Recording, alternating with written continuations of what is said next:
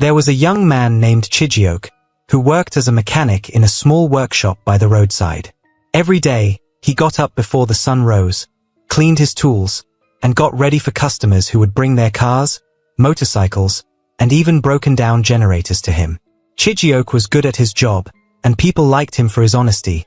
But no matter how hard he worked, money was always a problem. One afternoon, as Chijiok wiped sweat off his face after fixing a stubborn generator, a shiny black SUV pulled up outside his workshop. Chijiok squinted at the tinted windows, wondering who would drive such an expensive car into their small neighborhood.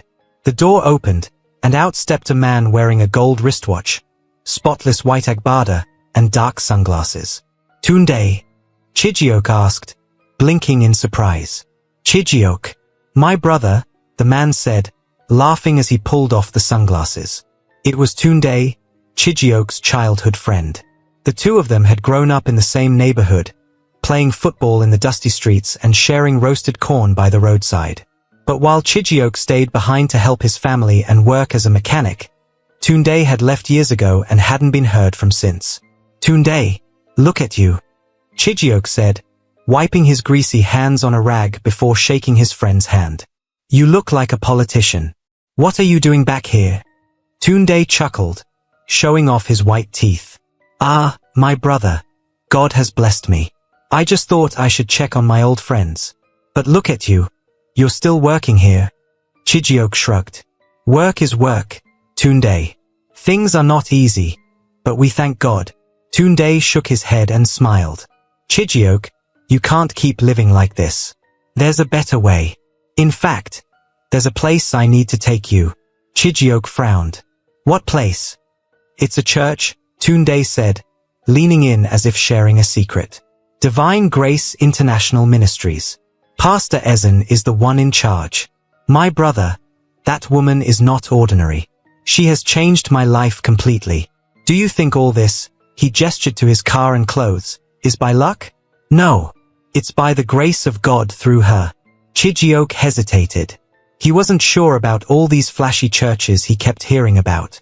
His mother always warned him to be careful with people who promised too much. "I don't know, Tunde," he said. "Churches like that. I don't trust them." "Ah, Chijiok, you're thinking like someone who doesn't want to leave this workshop." Tunde laughed, slapping him on the back. "Just come once. What do you have to lose? You'll thank me later." After much persuasion, Chijiok finally agreed. "Okay, I'll come," he said. "But if I don't like what I see, I'm not going back." "Fair enough," Tunde said, grinning. "You won't regret it." That Sunday, Chijiok put on his best shirt and trousers and followed Tunde to Divine Grace International Ministries. The church was in the city, far from their neighborhood. When they arrived, Chijiok's jaw dropped. The building looked more like a palace than a church, with tall glass windows that sparkled in the sunlight, golden gates at the entrance, and expensive cars parked in neat rows. "Is this a church or a hotel?" Chijiok muttered as they walked in. "Relax," Tunde said, leading him inside. The interior was even more luxurious. The floors were shiny, and chandeliers hung from the ceiling. Ushers dressed in crisp white uniforms greeted them with wide smiles and directed them to their seats. Chijiok noticed that most of the people in the church were well-dressed and looked wealthy. The service began with a choir singing songs that made the air feel electric. The sound system was perfect, and the voices of the singers were so beautiful that Chijiok almost forgot where he was. Then Pastor Ezen appeared. She was a tall, elegant woman with a commanding presence. She wore a sparkling blue gown and had a soft but firm voice that filled the room without needing a microphone. "My brothers and sisters," she began, "I welcome you to Divine Grace International Ministries, where God's blessings overflow like rivers of gold. Are you ready to receive your breakthrough today?" The congregation erupted in shouts of "Amen" and claps. Chijiok couldn't take his eyes off her. She moved with such confidence, and her words seemed to hold a kind of power. Pastor Ezen's sermon was about unlocking heavenly treasures. She told stories of people who came to the church with nothing but left with more wealth than they could imagine. She spoke about the importance of faith and commitment, and how blessings were reserved for those who believed wholeheartedly. At one point, she raised her hands and said, "Someone here is struggling with poverty, but today, your story will change. If you are ready to unlock your blessings, come forward." Dozens of people rushed to the altar, kneeling and crying. Chijioke stayed in his seat, unsure of what to do. Tunde nudged him. "Go now. Don't let this chance pass you by." Chijioke shook his head. "I'm not ready." "Chijioke, this is how it starts," Tunde whispered urgently. "You have to show faith. Pastor Ezen will notice you." After the service, Tunde introduced Chijioke to some of the church members. They all spoke about how their lives had changed since joining the church. A businessman said he went from being in debt to owning 3 houses. A young woman claimed she received a scholarship to study abroad after praying with Pastor Ezen. "Everything you see here is real," Tunde said as they left. "Just keep coming, and you'll see for yourself." Chijioke attended more services over the next few weeks. Each time, he was amazed by how smooth everything seemed. The sermons, the music, the testimonies. But something about it all felt too good to be true. He noticed that the congregation was made up mostly of rich people, and he wondered why they needed a church if they were already doing so well. One Sunday, after the service, an usher approached Chijioke. "Pastor Ezen would like to see you in her office," she said with a polite smile. Chijioke's heart pounded as he followed the usher through the grand hallways. Pastor Ezen's office was at the end of a long corridor. The door was opened, and Chijioke stepped inside. The office was as grand as the rest of the church, but something about it made him uneasy. Behind Pastor Ezen's desk was a massive aquarium filled with colorful fish. The water bubbled softly, and the fish swam in lazy circles, their bright eyes catching the light. "Ah, Chijioke," Pastor Ezen said, gesturing for him to sit. "I've heard a lot about you from Brother Tunde. He says you are a hard-working young man with great potential." Chijioke sat nervously. "Thank you, Ma." Pastor Ezen leaned forward, her eyes fixed on him. "I see greatness in you, Chijioke. But to unlock it, you must be ready to take a step of faith. Are you ready?" I think so," Chijioke stammered. "Good," she said, smiling. "I want you to think about joining the inner circle. It's a group of dedicated members who are ready to go deeper in their faith and receive greater blessings. You don't have to decide now, but think about it." Chijioke nodded, though his mind was racing. He thanked her and left the office, but the image of the fish in the aquarium stayed with him. As Tunde drove him home, Chijioke asked, "Tunde, what is this inner circle she talked about?" Tunde smiled.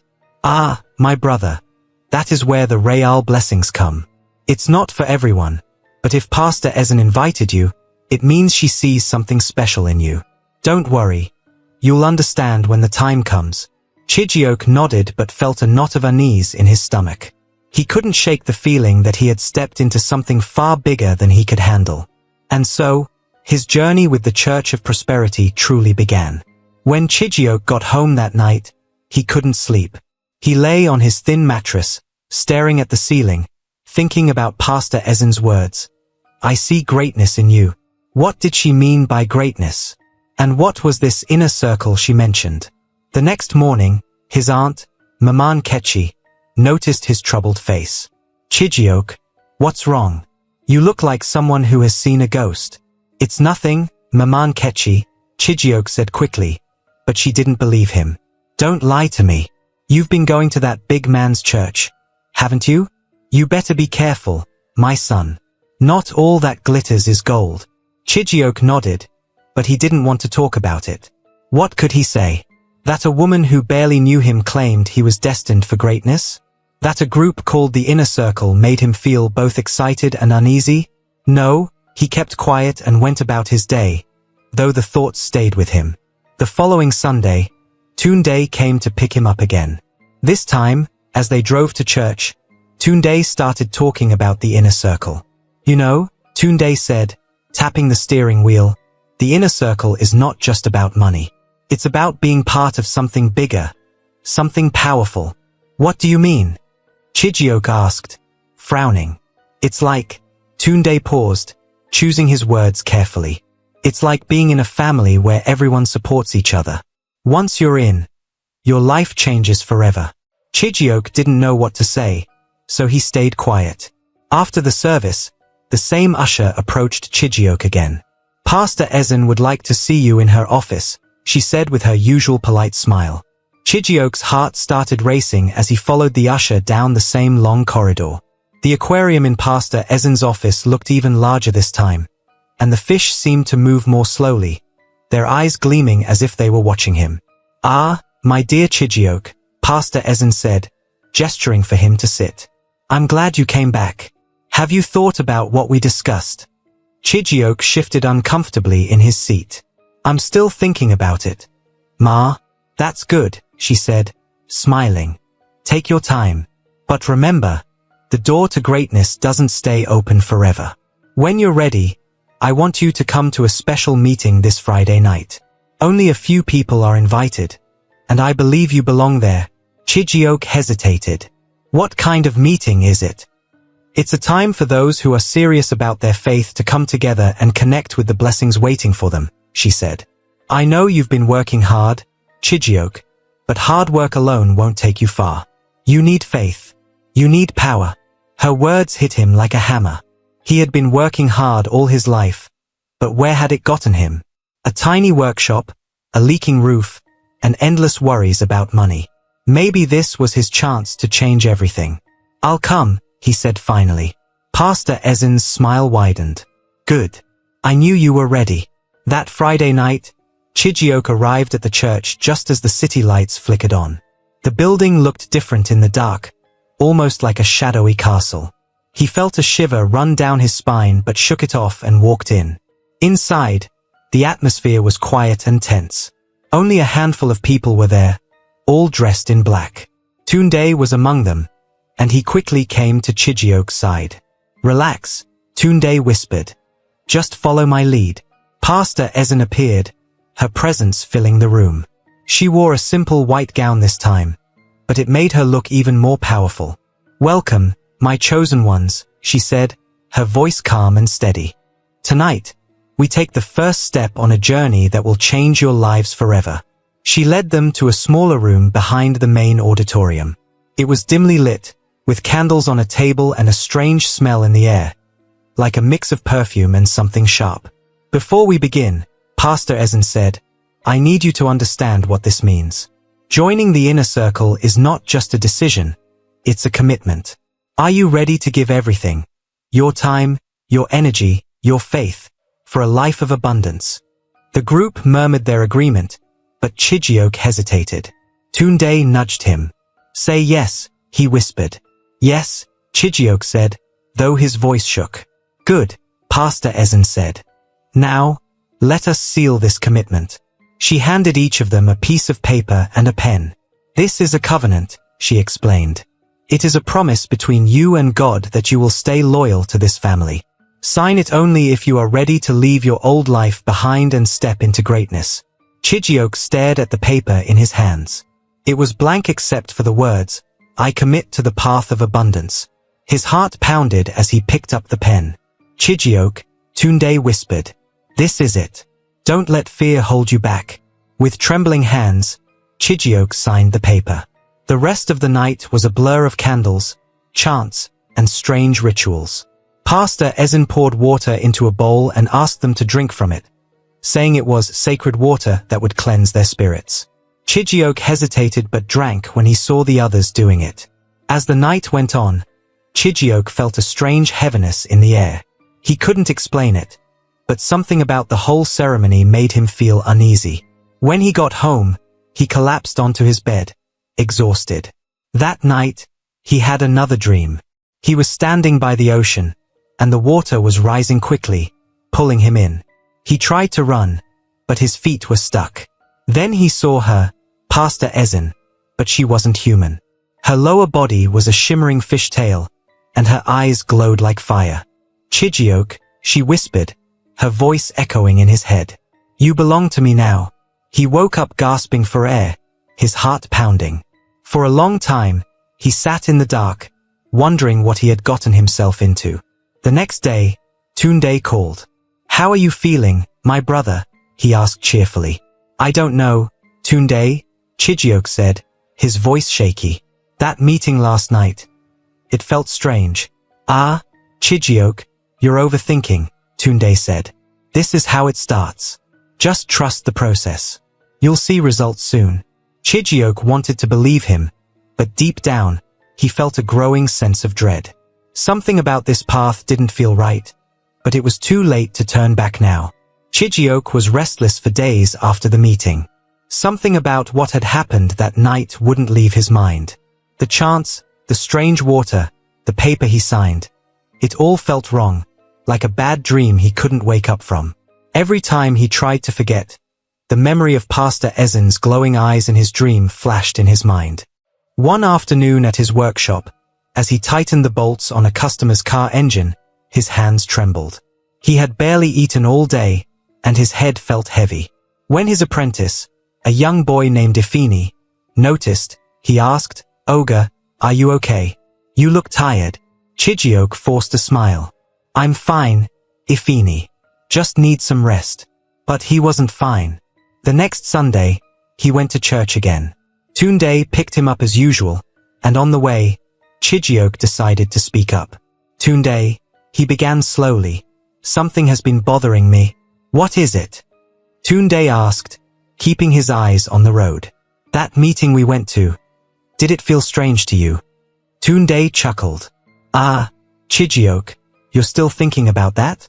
Relax, my brother. This is how the blessings begin. You're just not used to it yet. But why all the secrecy?" Chijioke pressed. "Why does it feel like we're hiding something?" Tunde's smile faded. He glanced at Chijioke briefly before turning back to the road. "Look, if you want to succeed, you have to stop asking too many questions.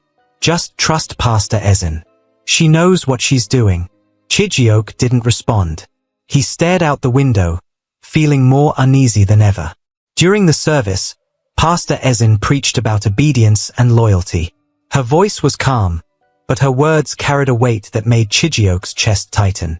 "Those who question the path will never reach their destination," she said, her eyes sweeping over the congregation. "Doubt is the enemy of blessings. To receive, you must trust completely." Chijioke felt as if she was speaking directly to him. He shifted uncomfortably in his seat. After the service, as they were leaving, Chijioke noticed two men whispering near the back of the church. They looked nervous, glancing around as if they didn't want to be seen. When one of them caught Chijioke staring, he quickly turned away and walked off. "Who are those people?" Chijioke asked Tunde. "Just some members," Tunde said dismissively. "Why are you always looking for something to worry about?" "I'm not looking for anything," Chijioke replied. "But something doesn't feel right." Tunde sighed. "Chijioke, you're going to ruin this for yourself if you keep doubting.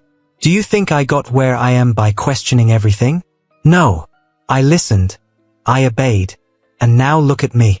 Chijioke stayed quiet, but his unease grew. That week, Pastor Ezen called Chijioke and asked him to come to the church during the day. "I have a special task for you," she said.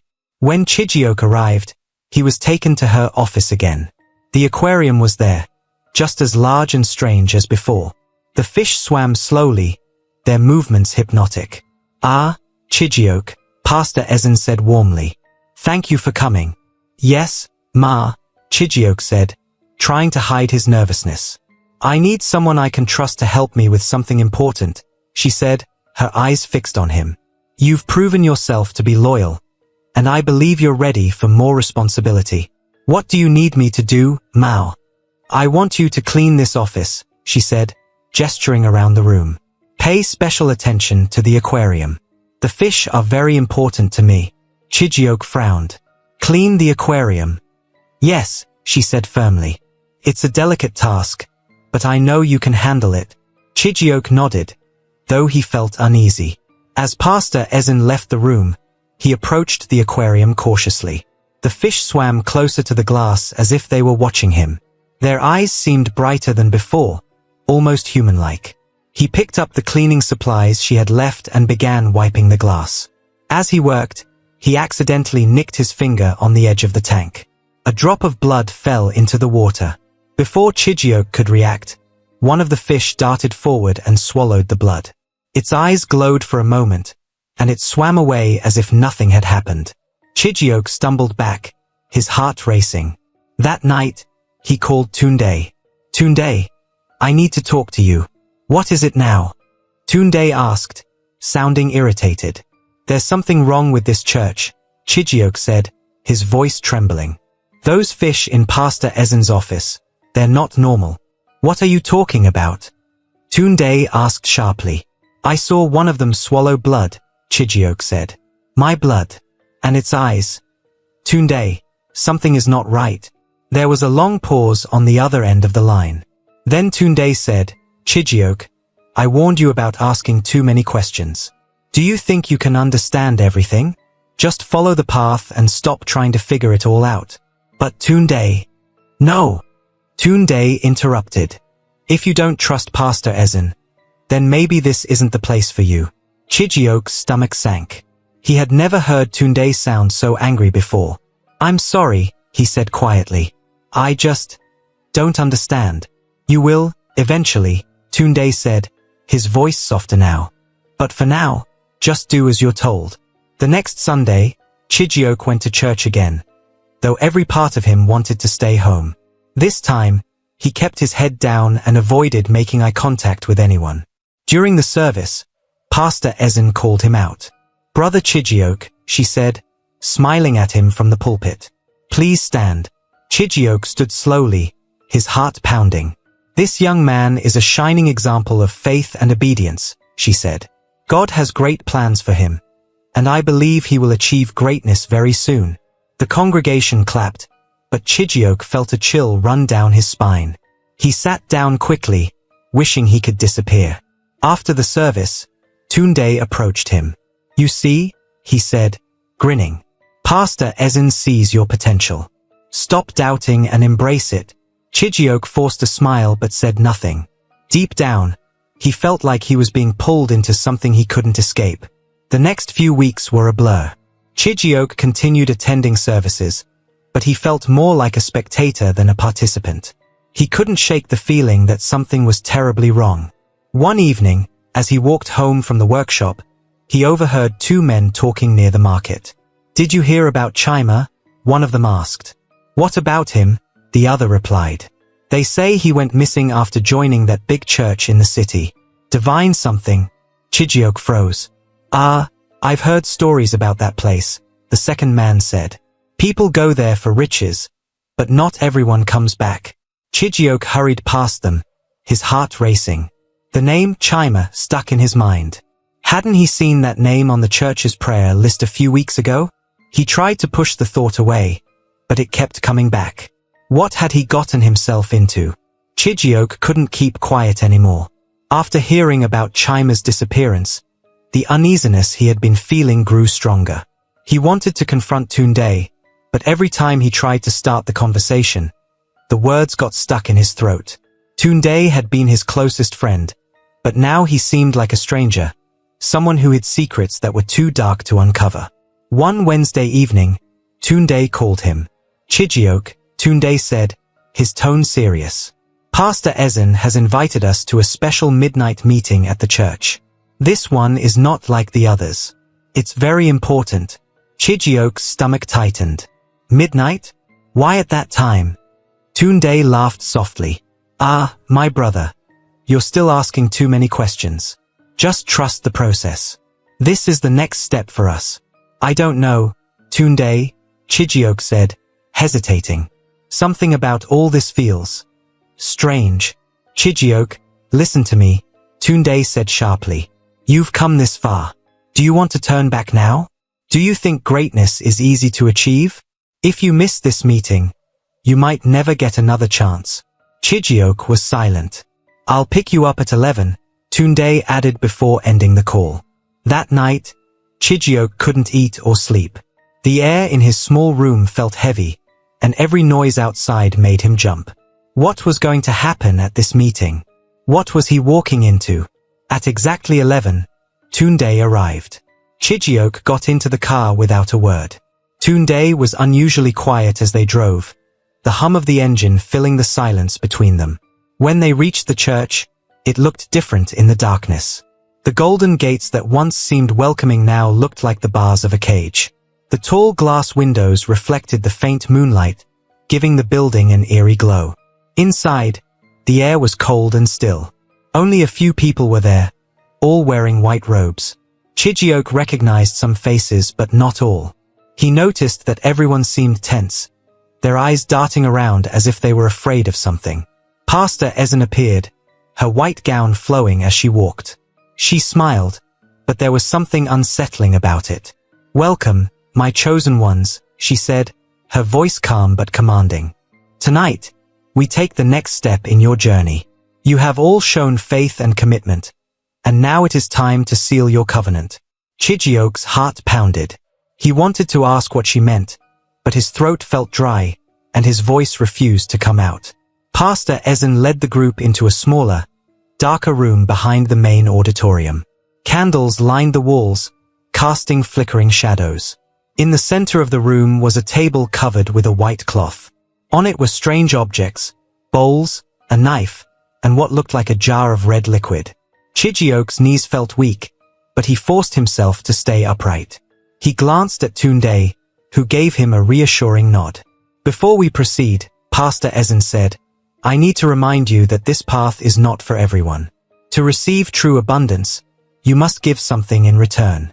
Are you all ready to make this sacrifice?" The group murmured their agreement, but Chijioke remained silent. His mind was spinning. Pastor Ezen's eyes landed on him. "Brother Chijioke, do you have doubts?" All eyes turned to him. He felt like a cornered animal. "No, ma," he stammered. "Good," she said, her smile widening. "Because tonight, we show our faith with action." She gestured for the first person to step forward. It was a young man Chijioke didn't recognize. The man hesitated but eventually walked to the table. Pastor Ezen handed him the knife and whispered something into his ear. The man's hands shook as he took the knife and made a small cut on his palm, letting a few drops of blood fall into one of the bowls. "Your blood is your covenant," Pastor Ezen said. "With this act, you bind yourself to the blessings that await you." One by one, the others followed, each cutting their palms and letting their blood drip into the bowl. When it was Chijioke's turn, his legs felt like they would give out. "Step forward, Brother Chijioke," Pastor Ezen said, her voice steady. Chijioke swallowed hard and stepped to the table. The knife felt cold and heavy in his hand. "Show your faith," Pastor Ezen said softly. Chijioke closed his eyes, his hand trembling as he made a small cut on his palm. The blood dripped into the bowl, and he felt a strange sense of relief, though his heart still pounded. "Good," Pastor Ezen said. "You have all proven your loyalty tonight." After the blood ritual, Pastor Ezen began chanting in a language Chijioke didn't recognize. Her voice grew deeper and more intense with each word, filling the room with an almost unbearable tension. Chijioke felt a strange energy in the air, like static electricity. The candles flickered wildly, and the shadows on the walls seemed to move on their own. As the chanting reached its peak, Pastor Ezen raised her hands, and the jar of red liquid on the table began to glow. The group gasped, and Chijioke felt a cold chill run down his spine. "Tonight, the covenant is sealed," Pastor Ezen said, her voice echoing unnaturally. "You are now part of a family that cannot be broken. Your blessings will flow, but remember, obedience is the key to keeping them." The room fell silent. The group looked at each other, unsure of what had just happened. "Go home now," Pastor Ezen said. "Rest and prepare for the abundance that is coming your way." On the way home, Chijioke couldn't stop thinking about what he had just witnessed. "Tunde," he said finally, breaking the silence. "What was all that?" "That was the covenant," Tunde said simply. "But what does it mean?" Chijioke pressed. "It means we're on the path to greatness," Tunde said, his tone impatient. "Why are you always looking for answers? Just trust the process." Chijioke didn't respond. He stared out the window, wondering if he had made the biggest mistake of his life. That night, Chijioke had another dream. He was standing in the middle of a vast ocean, the water rising around him. He tried to swim, but the waves pulled him under. As he struggled, he saw Pastor Ezen again. Her lower body was a shimmering fishtail, and her eyes glowed like fire. "Chijioke," she said, her voice echoing in his head. "You belong to me now." He woke up gasping for air, his heart racing. For the first time, he realized he might not be able to escape. Chijioke couldn't shake the feeling of dread as he woke up the next morning. The dream had left him shaken, but the events of the midnight meeting haunted him even more. He had seen the way Pastor Ezen controlled the room with her voice and presence. He remembered the glowing jar, the blood covenant, and the fear in the eyes of some of the other members. He tried to go about his day as usual, fixing cars and chatting with customers at his workshop, but his hands trembled every time he picked up a wrench. Ifini, his apprentice, noticed again. "Ogre, are you sure you're okay?" Ifini asked. Chijioke forced a smile. "I'm fine, just tired." But he wasn't fine. The following week, another call came from Pastor Ezen. "Brother Chijioke," she said, her voice as calm as ever. "There is another special gathering this Friday. This one is very important. You must be there." "Yes, Ma," Chijioke said, though his chest tightened. When Friday arrived, Tunde picked him up as usual, and they drove to the church in silence. This time, the atmosphere felt heavier, darker, as if the air itself was warning him to turn back. Inside the church, Pastor Ezen welcomed them with her usual smile. She led the group to the same candlelit room, where the table had been replaced with a large circle drawn on the floor in white chalk. Strange symbols filled the circle, and in the middle was a small wooden box.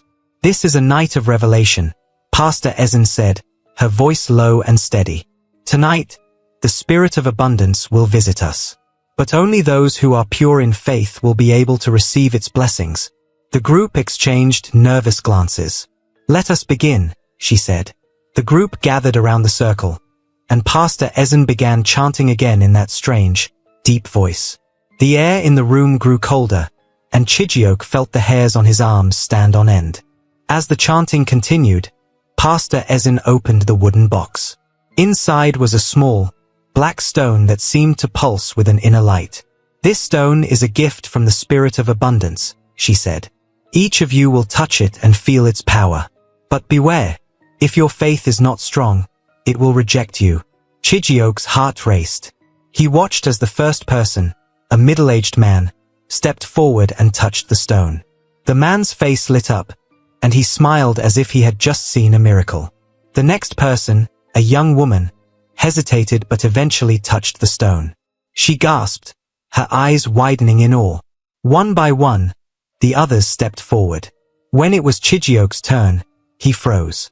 "Brother Chijioke," Pastor Ezen said, her eyes boring into him. "Step forward." Chijioke felt like his feet were glued to the floor. He glanced at Tunde, who nodded encouragingly. Taking a deep breath, he stepped into the circle and reached out to touch the stone. The moment his fingers brushed it, he felt a jolt, like a shock of electricity running through his body. His vision blurred, and for a split second, he saw the ocean again, the same ocean from his dreams. He heard Pastor Ezen's voice echoing in his head. "You belong to me now." He pulled his hand back, trembling. "Very good," Pastor Ezen said, smiling. "You are ready." Chijioke didn't feel ready. He felt like he was being dragged deeper into something he couldn't escape. The night continued with another ritual. This time, Pastor Ezen brought out a live chicken and handed it to a young man who looked barely out of his teens. The boy's hands shook as he held the bird, his eyes wide with fear. "This is your test of faith," Pastor Ezen said. "Take the knife and make the offering." The boy hesitated, his eyes darting between the knife and Pastor Ezen. I can't," he stammered. "You must," she said, her voice firm. "The spirit of abundance demands it." The boy shook his head. "I can't do it. Please, Ma, I'm not ready." Pastor Ezen's smile vanished. She took a step closer to him, her eyes glowing faintly in the candlelight. "Do you think blessings come without sacrifice?" she said, her voice cold. "If you are not ready to give, you are not ready to receive." The boy dropped the chicken and backed away, his hands raised in surrender. "I'm sorry. I can't." Pastor Ezen sighed and gestured to two of the white-robed men standing nearby. "Take him away." The men grabbed the boy by the arms and dragged him out of the room. His cries echoed down the hallway, sending a chill through Chijioke's body.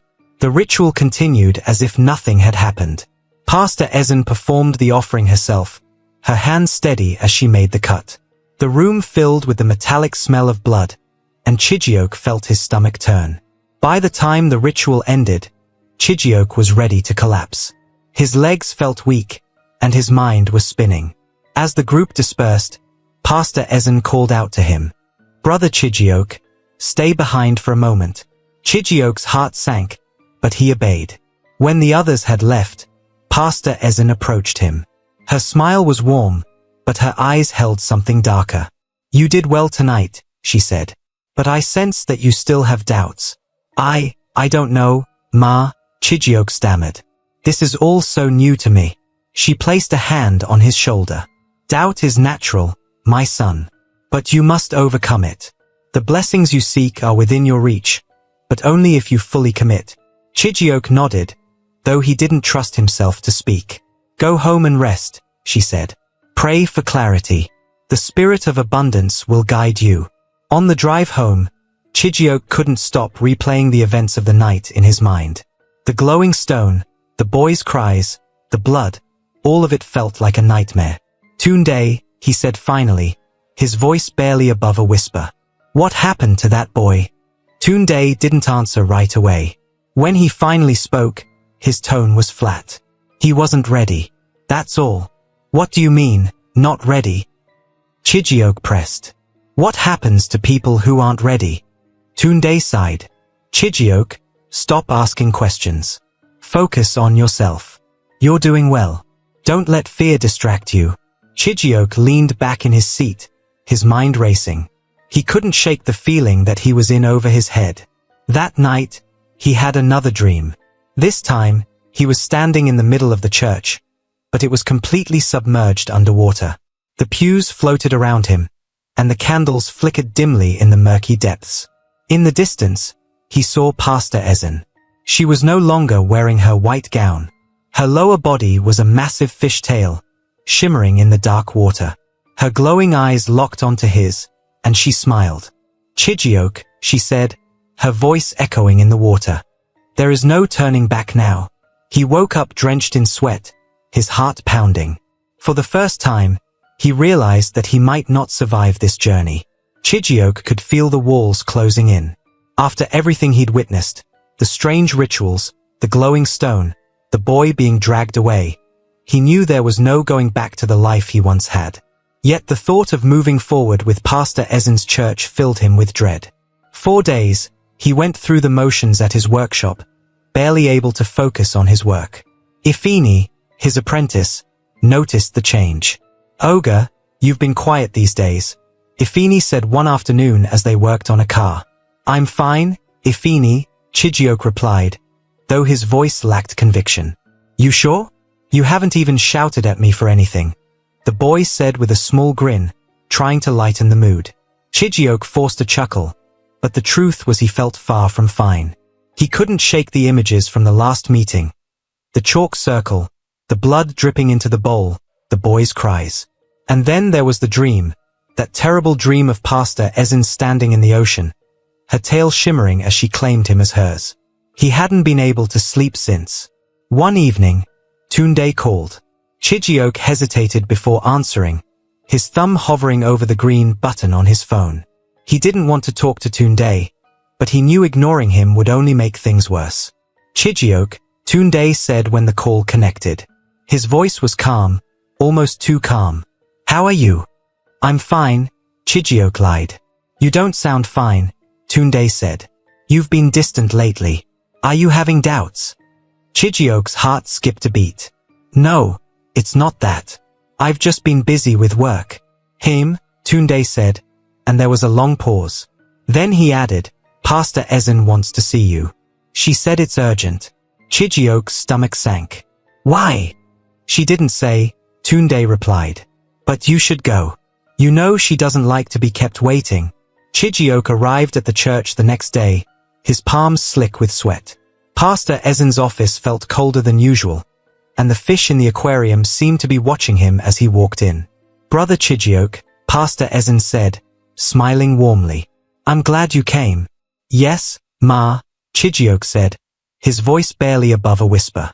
"Sit," she said, gesturing to the chair in front of her desk. Chijioke sat down, his heart pounding.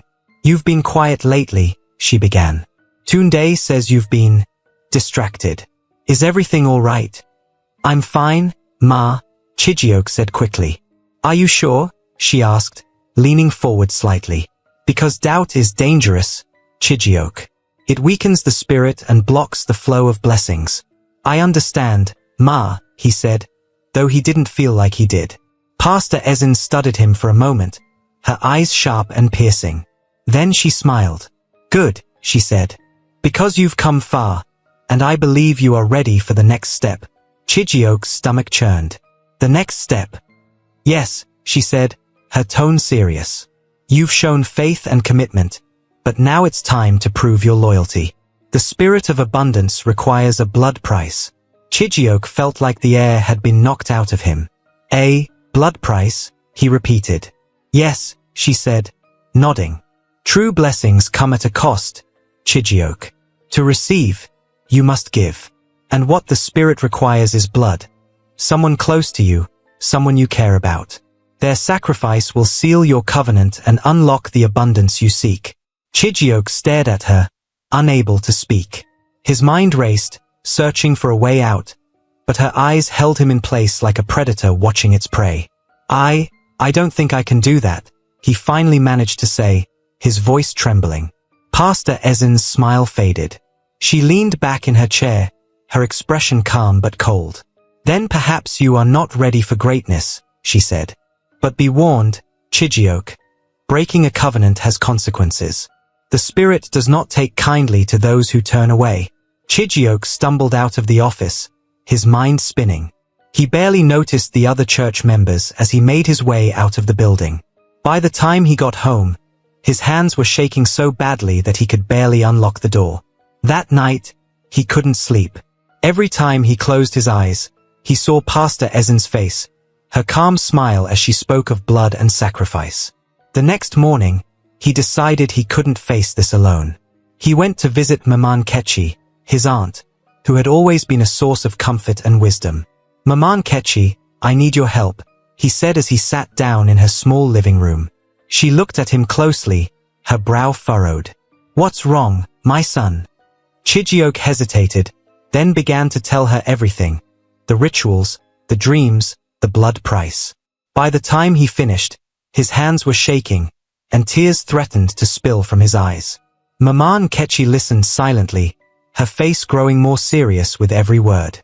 When he was done, she sighed deeply and shook her head. "My son," she said, "you are in grave danger. This is not of God. This is the work of dark spirits." "I know, Maman Kechi," Chijioke said, his voice breaking. "But what do I do? I feel trapped. If I refuse, they'll come after me." Maman Kechi reached for his hands and held them tightly. "You must pray, Chijioke. You must ask God for deliverance. These people cannot hold you if you put your trust in him. But what if it's too late?" Chijioke asked, his voice barely above a whisper. "It's never too late, my son," she said firmly. "But you must be strong. The road ahead will not be easy." That night, Chijioke tried to pray, but his mind was clouded with fear. Every time he closed his eyes, he saw Pastor Ezen's glowing eyes, heard her voice echoing in his head. The spirit does not take kindly to those who turn away. The next day, Tunde showed up at his workshop unannounced. "Chijioke," Tunde said, his tone unusually serious. "We need to talk." "What is it?" Chijioke asked, trying to keep his voice steady. "Pastor Ezen told me what happened," Tunde said. "She's disappointed in you." Chijioke felt a lump in his throat. "I didn't say I wouldn't do it. I just need time." "Time for what?" Tunde snapped. "Do you think you have forever? The spirit is patient, but only to a point. If you delay too long, you'll lose everything." Chijioke's hands tightened into fists. What am I supposed to do? Tunde? Sacrifice someone I care about? How can you expect me to do that? Tunde's expression softened slightly. I know it's hard, he said. But I've been where you are, Chijioke. I had doubts too. But once I made my sacrifice, everything changed. My life became better than I ever imagined. Chijioke stared at him, horrified.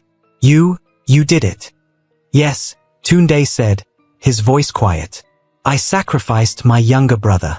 It wasn't easy, but I knew it was the only way. Chijioke felt like he was going to be sick. He turned away, unable to look at Tunde. That night, Chijioke had another dream. He was standing at the edge of a cliff, the ocean roaring below him. Pastor Ezen was there, her fishtail shimmering in the moonlight. Jump, she said, her voice echoing. Prove your loyalty. I can't, Chijioke said, stepping back. Then you are mine, she said, her eyes glowing brighter. Chijioke woke up drenched in sweat, his heart pounding. For the first time, he realized that the battle for his soul had truly begun. The days after Tunde's confession passed in a haze for Chijioke. He barely ate, barely slept, and barely worked. Every time he tried to focus on something else, his mind dragged him back to Pastor Ezen's office, to her calm words about the blood price. Tunde's voice haunted him. Too, I sacrificed my younger brother. It wasn't easy, but I knew it was the only way. The thought of doing something like that turned Chijioke's stomach. Yet, as much as he wanted to walk away, he didn't know how. Every time he imagined leaving, he heard Pastor Ezen's warning. Breaking a covenant has consequences. That evening, Chijioke went back to Maman Ketch's house. He needed to hear her voice again, needed her to tell him that there was still a way out.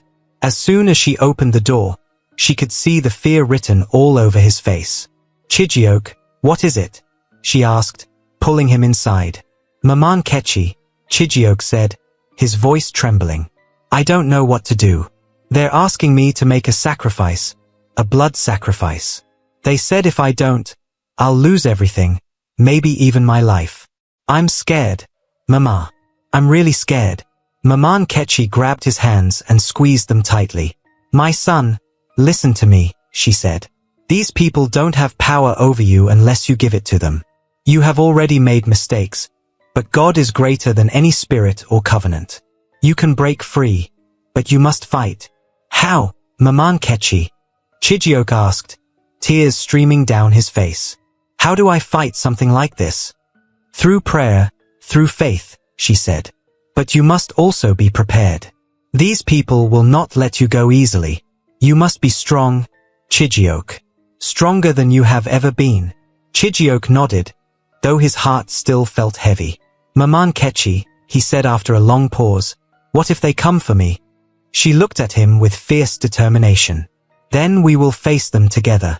The next morning, Chijioke woke up with a new sense of purpose. He didn't know if he had the strength to fight, but he knew he couldn't keep living like this.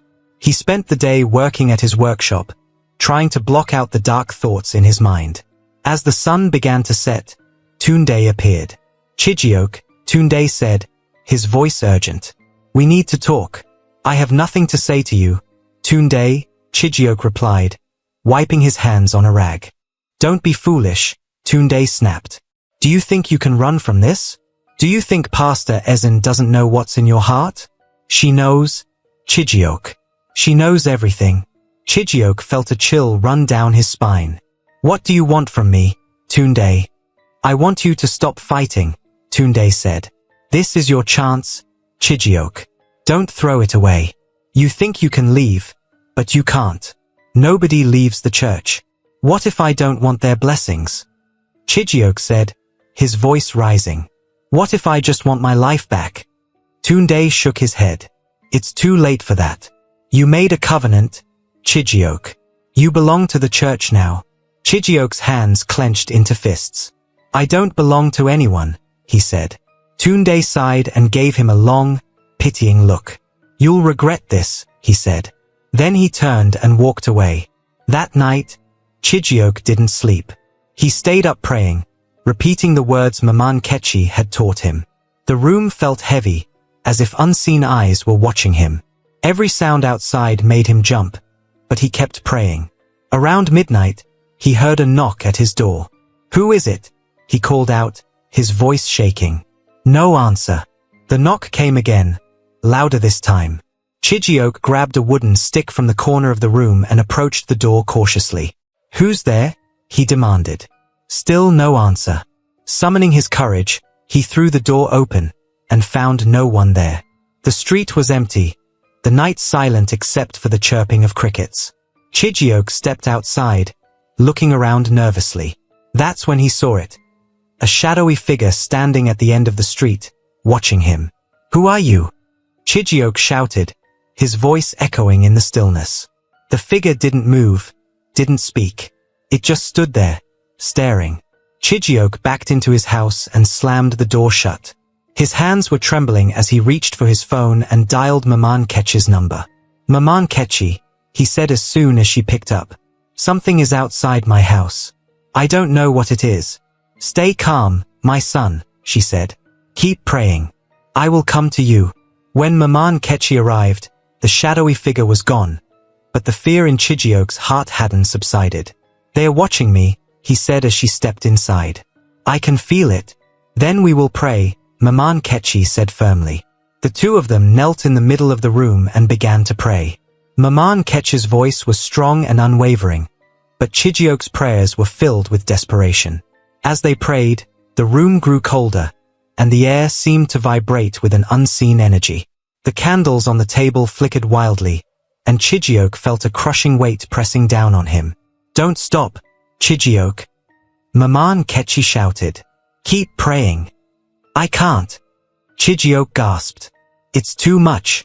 You can do this," Maman Ketchi said, grabbing his hand. "God is with you.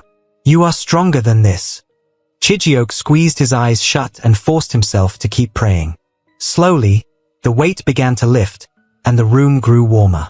The candles steadied, and the oppressive energy began to fade. When it was over, Chijioke collapsed onto the floor, gasping for air. The next day, Chijioke knew he couldn't stay in the shadows anymore. He needed to leave the church, no matter what it cost him. He went to Pastor Ezen's office, his heart pounding. She was sitting behind her desk, as calm and composed as ever. "Brother Chijioke," she said, smiling. "What brings you here?" "I want out," Chijioke said, his voice trembling but firm. Pastor Ezen's smile faded. "Out," she repeated, her voice cold. "Yes," Chijioke said. "I don't want this anymore. I want my life back." Pastor Ezen leaned back in her chair, her eyes narrowing. "Do you think it's that simple?" she asked. "You made a covenant, Chijioke. You belong to us now." "I don't belong to anyone," Chijioke said, his voice rising. "I'm leaving, and there's nothing you can do to stop me." Pastor Ezen's eyes glowed faintly, and the air in the room grew colder. "You underestimate the power of the spirit," she said. "If you walk away, you will lose everything, your workshop, your health, your life. Is that what you want?" "I'll take my chances," Chijioke said, though his hands were trembling. Pastor Ezen stood slowly, her presence filling the room. "Then you leave me no choice," she said. Chijioke left the church that day, but his troubles were far from over. Strange things began happening almost immediately. His workshop caught fire, destroying everything he had worked so hard to build. He fell ill, his body racked with pain that no doctor could explain. Through it all, Maman Ketchi stayed by his side, praying and encouraging him not to give up. "You are stronger than this, Chijioke," she said. "Keep fighting. They can take everything from you, but they cannot take your soul." One night, as Chijioke lay in bed, weak and feverish, he had a dream. He was standing in the middle of the ocean, the water rising around him. Pastor Ezen was there, her fishtail shimmering in the moonlight. "Come back," she said, her voice soft and seductive. "It's not too late. You can still have everything you've ever wanted." "No," Chijioke said, his voice shaking but firm. "You don't own me." Pastor Ezen's smile faded, and her eyes glowed with anger. "Then you will suffer," she said, her voice echoing like thunder. The ocean rose higher, pulling Chijioke under, but he didn't stop fighting. He kicked and struggled, refusing to give in. When he woke up, the fever had broken.